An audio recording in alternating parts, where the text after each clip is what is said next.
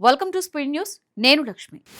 కోనసీమ జిల్లా ముమ్మిడివరంలో కార్మిక రైతు సంఘాల నాయకులు నిరసన చేపట్టారు. కేంద్ర కార్మిక రైతు సంఘాల ఆధ్వర్యంలో దేశవ్యాప్తంగా నిర్వహించిన జైల్ భరో కార్యక్రమంలో భాగంగా చేపట్టిన కార్యక్రమంలో ముమ్మిడివరం సిఐటియు జిల్లా అధ్యక్షుడు దుర్గా ప్రసాద్ పాల్గొన్నారు. కేంద్ర ప్రభుత్వం కార్మికులు, రైతులు, ప్రజలకు వ్యతిరేక విధానాలను అమలు చేస్తోందని దుర్గా ప్రసాద్ ఆరోపించారు.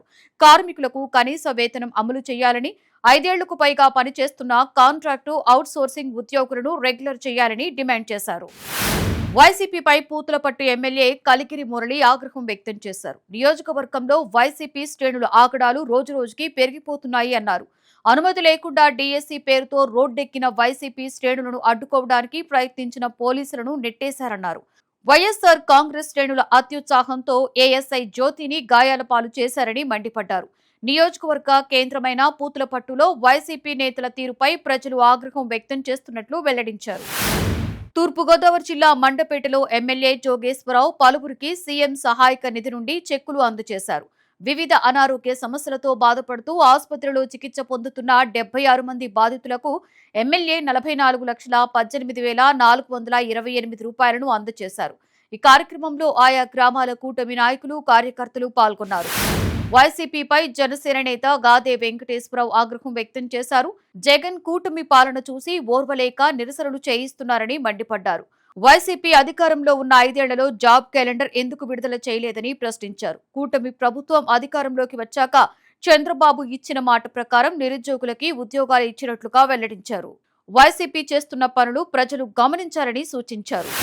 మెగా డీఎస్సీకి వ్యతిరేకంగా కాకినాడలో నిరసన ర్యాలీ నిర్వహించారు. కాకినాడ రూరల్ తూరంగి నుండి కరప ఎంపీడీఓ ఆఫీసు సమీపంలోని వైఎస్సార్ విగ్రహం వరకు సాగిన బైక్ ర్యాలీలో మాజీ మంత్రి కన్నబాబు పాల్గొన్నారు. ప్రభుత్వానికి చిత్తశుద్ది ఉంటే వెంటనే సీబీఐ విచారణ జరిపించి డీఎస్సీ అర్హులైన అభ్యర్థులకు న్యాయం చేయాలని కన్నబాబు డిమాండ్ చేశారు.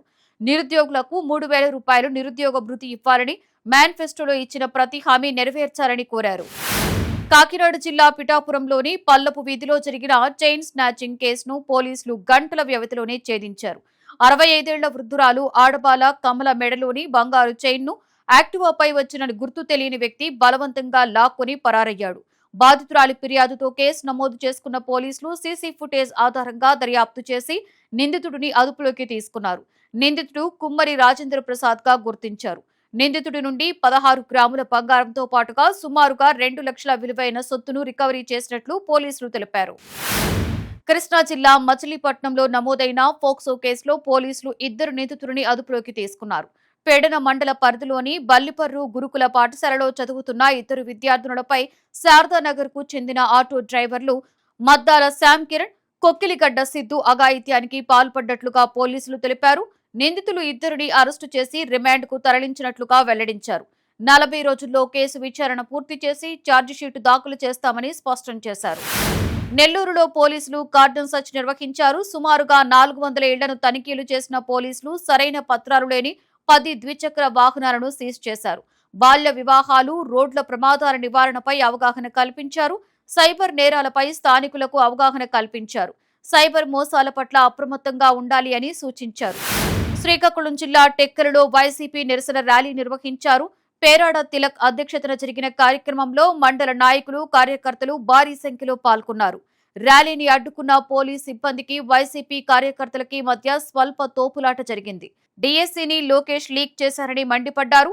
దీనికి విద్యాశాఖ మంత్రి బాధ్యత వహిస్తూ వెంటనే రాజీనామా చేయాలని డిమాండ్ చేశారు. టీటీడీ జేఈఓగా ప్రభల గోపీనాథ్ బాధ్యతలు స్వీకరించారు. టీటీడీ నూతన జేఈఓగా నియమితులైన ప్రభల గోపీనాథ్ తిరుమల శ్రీవారి ఆలయంలో బాధ్యతలు స్వీకరించారు. అనంతరం తమ కుటుంబ సభ్యులతో కలిసి శ్రీవారిని దర్శించుకుని ప్రత్యేక పూజలు చేశారు. ఆలయ అధికారులు తీర్థ ప్రసాదాలు అందజేశారు. తిరుమల తిరుపతి దేవస్థానానికి భక్తుడు మహేంద్ర ట్రక్ ను విరాళంగా అందజేశాడు. తిరుపతికి చెందిన వెంకటేశ్వర మోటార్స్ సంస్థ మేనేజింగ్ పార్ట్నర్ స్వామివారిని దర్శించుకున్నారు. దర్శనం అనంతరం ఆయన ఆలయ అధికారులకు 15,24,000 విలువైన మహీంద్రా ట్రక్ తాళాలను ఆలయ డిప్యూటీ ఈవోకి అందజేశారు.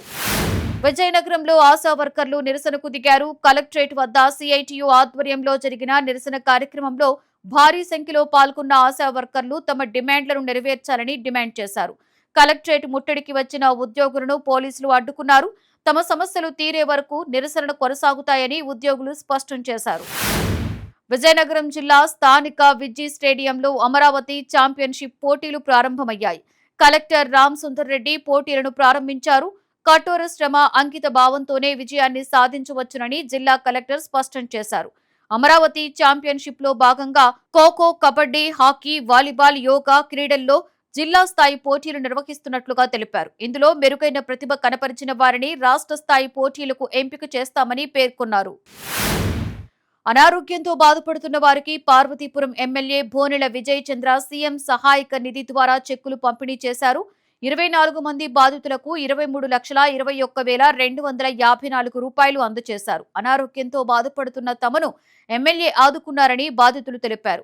ఆయన చేసిన మేలు మర్చిపోమని వెల్లడించారు. విజయనగరంలోని ఎంఆర్ కాలేజీ వద్ద వైసీపీ శ్రేణులు నిరసన ర్యాలీ నిర్వహించారు. విద్యుత్ ఆఫీసు సమీపంలోని బుద్ధుని విగ్రహం వద్ద నిరసనకు దిగిన వైసీపీ శ్రేణులు డీఎస్సీ అక్రమాలపై తక్షణమే సీబీఐ విచారణ జరిపించాలని, విద్యాశాఖ మంత్రి నైతిక బాధ్యత వహిస్తూ రాజీనామా చేయాలని డిమాండ్ చేశారు. పశ్చిమ గోదావరి జిల్లా ఉండిలో వైఎస్ఆర్ కాంగ్రెస్ పార్టీ శ్రేణులు నిరసన ర్యాలీ చేపట్టారు. డీఎస్సీ అక్రమాలపై ఉండి ప్రధాన రహదారిలో ర్యాలీ నిర్వహించేందుకు వైసీపీ నాయకులు బయలుదేరుతున్న సమయంలో పోలీసులు అడ్డుకున్నారు. ఉండి నియోజకవర్గం వైఎస్ఆర్ కాంగ్రెస్ పార్టీ ఇన్ఛార్జి మంతిన యోగేంద్రబాబు పోలీసులతో వాగ్వాదానికి దిగారు. విద్యార్థుల తరఫున తాము పోరాడుతుంటే పోలీసులు ఎందుకు అడ్డుకుంటున్నారని ప్రశ్నించారు. చిత్తూరు జిల్లా నుండి తమిళనాడుకు అక్రమంగా ఇసుక తరలిస్తున్న టిప్పర్ ని పోలీసులు సీజ్ చేశారు. అర్ధరాత్రి సమయంలో గస్తీ నిర్వహిస్తున్న పోలీసులకు వేగంగా వెళ్తున్న 4 టిప్పర్ లారీలను ఆపేందుకు ప్రయత్నించగా డ్రైవర్లు వాటిని ఆపకుండా వేగంగా దూసుకువెళ్లారు. వాటి తరువాత వచ్చిన 2 టిప్పర్లను అడ్డుకున్న పోలీసులు తనిఖీలు చేయగా అసలు విషయం బయటపడింది. ఎలాంటి బిల్లులు, రవాణా అనుమతులు లేకుండా అక్రమంగా ఇసుకను తరలిస్తున్నట్లుగా పోలీసులు గుర్తించారు. దీంతో 2 టిప్పర్ లారీలను సీజ్ చేసినట్లుగా పోలీసులు తెలిపారు. వాహనాల యజమానులపై కేసులు నమోదు చేసి దర్యాప్తు చేస్తున్నట్లు పోలీసులు తెలిపారు. గుంటూరు జిల్లా పెదనందిపాడు మండల పరిధిలోని పెదనందిపాడు గ్రామస్తులు స్థానిక ఎంపీడీఓ కార్యాలయం ముందు బైఠాయించారు. తాము త్రాగునీటి కోసం గత కొన్ని రోజులుగా అనేక ఇబ్బందులు పడుతున్నట్లుగా ఆవేదన వ్యక్తం చేశారు. అధికారులకు ఎన్నిసార్లు చెప్పినా పట్టించుకోవడం లేదని వాపోయారు. అధికారులు ఇప్పటికైనా స్పందించి త్రాగునీటి సౌకర్యం కల్పించాలి అని కోరారు. వైసీపీపై జనసేన నేత వెంకప్ప ఆగ్రహం వ్యక్తం చేశారు. వైసీపీ చిల్లర రాజకీయాలు మానుకోవాలి అన్నారు. జగన్ టీం ప్రజా సమస్యలపై దృష్టి పెట్టకుండా వ్యక్తిగత విమర్శలు చేస్తున్నారని మండిపడ్డారు. అనవసరపు ఆరోపణలతో రాజకీయం చేయడం వైసీపీ నాయకులకు సరికాదు అన్నారు. డీఎస్సీ గురించి అర్థం తెలియని వాళ్లు కూడా మాట్లాడుతున్నారని ఎద్దేవా చేశారు. పల్నాడు జిల్లా సత్తెనపల్లి వైసీపీ ఇన్ఛార్జిపై పోలీసులు కేసు నమోదు చేశారు. అనుమతి లేకుండా ర్యాలీని నిర్వహించినందుకు సత్తెనపల్లి పట్టణ వైసీపీ ఇన్ఛార్జితో పాటుగా మరొక 19 మందిపై సత్తెనపల్లి పోలీసులు కేసు నమోదు చేసినట్లు తెలిపారు. పట్టణంలో విధించిన 144 సెక్షన్ ని ఉల్లంఘించినందుకు వైఎస్ఆర్ కాంగ్రెస్ పార్టీ నేతలపై కేసులు నమోదు చేసినట్లు వెల్లడించారు. పోలవరం జిల్లా రంపచోడవరం నియోజకవర్గ పరిధిలోని దేవీపట్నం మండలం గొందూరు వద్ద గండిపోచమ్మ ఆలయం వరద నీటిలో చిక్కుకుంది. ఇటీవల ఎగువ ప్రాంతాలలో కురిసిన వర్షాలకి గోదావరి ఉధృతంగా ప్రవహించగా సమీపంలో ఉన్న ఆలయం నీట మునిగింది. అమ్మవారికి సారె సమర్పించడానికి వెళ్లిన గొందూరు గ్రామస్తులకు గండిపోచమ్మ ఆలయం నీట మునిగి కనిపించడంతో నిరుత్సాహం ఎదురైంది. భక్తుల మనోభావాలను దృష్టిలో పెట్టుకుని అధికారులు ఆలయానికి సమీపంలోని కొండపై అమ్మవారి విగ్రహాన్ని ఏర్పాటు చేశారు. కొండపై కొలువైన అమ్మవారికి గొందూరు గ్రామస్తులు ప్రత్యేకంగా పూజలు చేసి చీర, సారె సమర్పించారు. రాష్ట్ర ప్రభుత్వంపై సిపిఐ నేతలు ఆగ్రహం వ్యక్తం చేశారు. రోడ్ల నిర్మాణ విషయంలో కూటమి ప్రభుత్వం సైతం అలసత్వం వహిస్తుందని మండిపడ్డారు. పార్వతీపురం నుండి 3 రాష్ట్రాలకు వెళ్లే అంతర్రాష్ట్ర రహదారి మార్గంలోని ఉన్న గోతులు ఇప్పటికీ పూడ్చలేదని విమర్శించారు. ఆగస్టు 25 లోపు గోతులు పూడ్చకపోతే 25 తర్వాత అక్కడే రాస్తారోకో నిర్వహిస్తామని హెచ్చరించారు. తిరుపతి జిల్లా చంద్రగిరి పోలీస్ స్టేషన్ ఎదుట వైసీపీ నాయకులు ధర్నా నిర్వహించారు. ర్యాలీలో విధులు నిర్వహించిన ప్రైవేటు సెక్యూరిటీపై అక్రమ కేసులు పెట్టారని మండిపడ్డారు. పోలీసులకు ప్రభుత్వానికి వ్యతిరేకంగా నినాదాలు చేసిన వైసీపీ శ్రేణులు అక్రమంగా అరెస్టు చేసిన వారిని విడుదల చేసే వరకు ఆందోళన కొనసాగిస్తామని హెచ్చరించారు. తిరుపతి జిల్లా శ్రీకాళహస్తిలో సంచలనం సృష్టించిన హత్య కేసుని పోలీసులు ఛేదించారు. శ్రీకాళహస్తి పట్టణంలోని స్వర్ణముఖి నదీ కట్టపై ఆగస్టు 2న రాత్రి మంగళంపాటి శివకుమార్ అలియాసు శివ హత్యకి గురైన ఘటనపై పోలీసులు ప్రత్యేక దర్యాప్తు చేపట్టారు. ప్రత్యేక దర్యాప్తు బృందాలను ఏర్పాటు చేసిన పోలీసులు సాంకేతిక ఆధారాలను సేకరించి విశ్లేషించారు. దర్యాప్తులో కీలక ఆధారాలను సేకరించిన పోలీసులు నలుగురిని అరెస్టు చేశారు. నిందితులు తమిళనాడుకు చెందిన వెంకటేశన్ కార్తీక్, వేలు గోపీనాథ్ అలియాస్ గుండు గోపి, శ్రీధర్ అలియాస్ రెడ్డి, మునుస్వామి సూర్యగా గుర్తించారు. ఇంద్రకీలాద్రిపై అన్నదాన విభాగం సిబ్బంది ఆధ్వర్యంలో అమ్మవారికి ఆషాఢమాస సారెను సమర్పించారు. విజయవాడ దుర్గా మల్లేశ్వర స్వామివారి దేవస్థానం కొండపై ఉన్న కనకదుర్గమ్మకు ఆషాఢమాస ఉత్సవాలలో భాగంగా ఆలయ అన్నదాన విభాగం అధికారులు, సిబ్బంది అత్యంత భక్తి శ్రద్ధలతో ఆషాఢమాసం సారెను సమర్పించారు.